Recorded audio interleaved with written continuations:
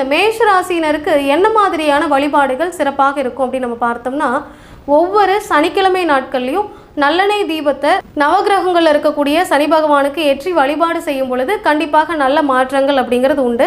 இது காமனாக எல்லாருக்கும் தெரிஞ்ச ஒரு வழிபாடாக இருக்கக்கூடியது தான்.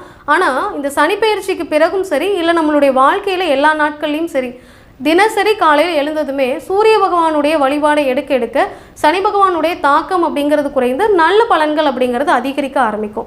அதே போல் இந்த மேஷ ராசியினருக்கு சிறப்பான சனிப்பெயர்ச்சி வழிபாடு அப்படின்னா, கால பைரவருடைய வழிபாடை, சிவன் கோவில் இருக்கக்கூடிய கால பைரவருடைய வழிபாடை ஒவ்வொரு சனிக்கிழமை நாட்களையும் எடுத்துக்கும் பொழுது நல்ல பலன்கள் அப்படிங்கிறது கட்டாயமாக உண்டு. அதே போல் சனி பகவானுடைய பார்வைப்படக்கூடிய இடங்களுக்கு சிறப்பான ஒரு வழிபாடு அப்படின்னா, 9ஆம் இடத்தை சனி பகவான் பார்க்கிறதுனால இஷ்ட தெய்வ வழிபாடு அப்படின்னு சொல்லக்கூடிய வழிபாடும் நல்ல அனுகூலத்தை தரும் அப்படிங்கிறத கண்டிப்பாக தெரிஞ்சுக்கலாம்.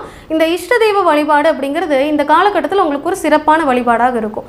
அதனால் உங்களுடைய இஷ்ட தெய்வம் எதுவோ இஷ்ட தெய்வ வழிபாடு இந்த காலகட்டத்தில் அதிகமாக செய்துக்கலாம்.